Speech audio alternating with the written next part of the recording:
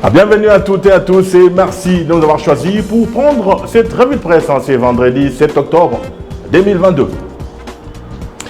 Ouvrons cette revue de presse par actualité.cd qui revient sur l'audience accordée par le président du Sénat, Bahati Lukwebo, au gouverneur de l'espace Grand Bandundu, ce jeudi 6 octobre à Kinshasa, sur la situation sécuritaire à Kwamouth.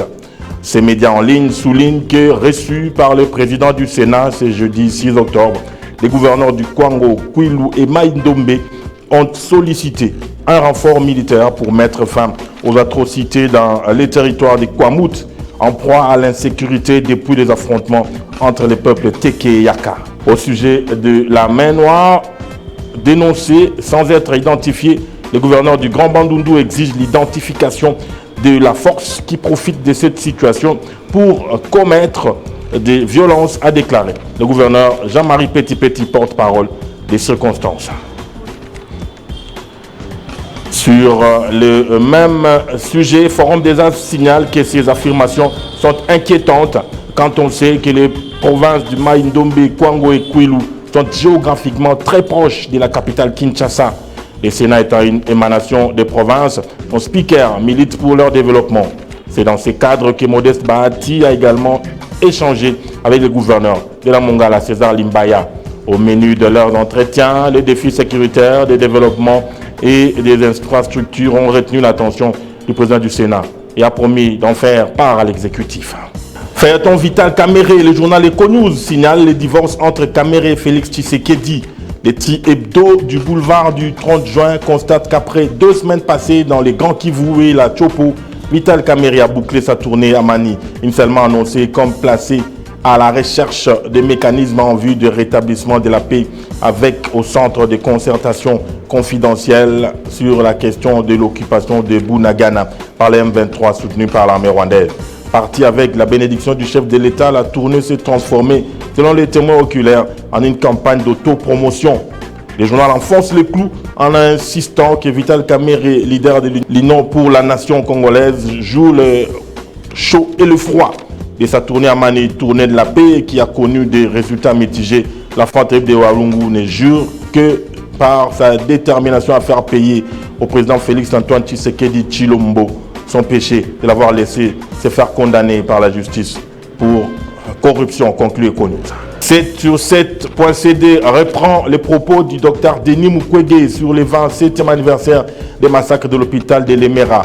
Les médias en ligne relaient le tweet du réparateur des femmes et soulignent que dans un message posté sur son compte Twitter, c'est jeudi 6 octobre 2022, en mémoire des victimes du massacre de l'hôpital de Lemera au Sud Kivu, survenu la même date en 1996, le docteur Denis Mukwege appelle la justice à se saisir du dossier 27 ans après.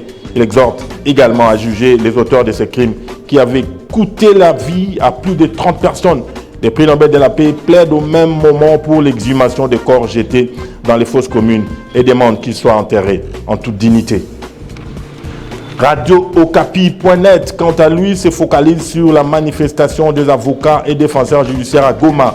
Les sites d'information onusiens signalent que des avocats et défenseurs judiciaires du barreau de Goma, Nord Kivu, ont manifesté jeudi 6 octobre dans les principales artères de la ville pour dénoncer ce qu'ils qualifient de dysfonctionnement de la justice dans leur ressort. Dans un mémo lu par leur porte-parole, maître Jean-Claude Kapari-Roy, et déposé auprès du gouverneur de province, ces auxiliaires de justice accusent le premier président de la cour d'appel au Nord Kivu de corruption, du clientélisme et d'une mauvaise administration de la justice.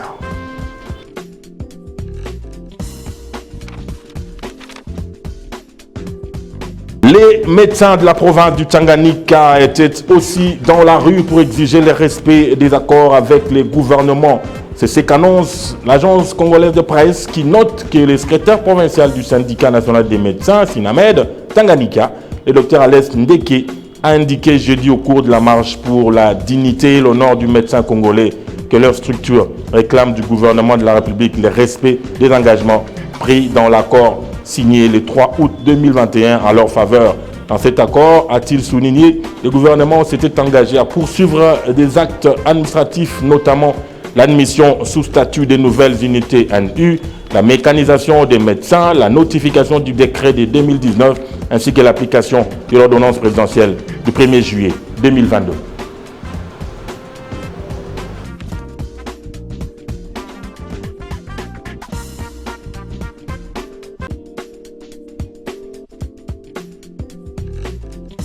Sur le plan sécuritaire, la voie de l'Itourie annonce l'ouverture le jeudi 6 octobre à Bunia des travaux de l'atelier d'élaboration du plan du programme de désarmement, démobilisation, relèvement communautaire et stabilisation par les gouverneurs militaires. Ces assises de 4 jours vont permettre aux participants de décortiquer les facteurs des conflits et mettre en place une feuille de route qui débouchera à l'opérationnalisation de ce processus. Voilà, c'est ainsi que prend fin notre revue de presse en ce jour. Portez-vous bien et excellente suite de programmes sur la chaîne de chaque jour.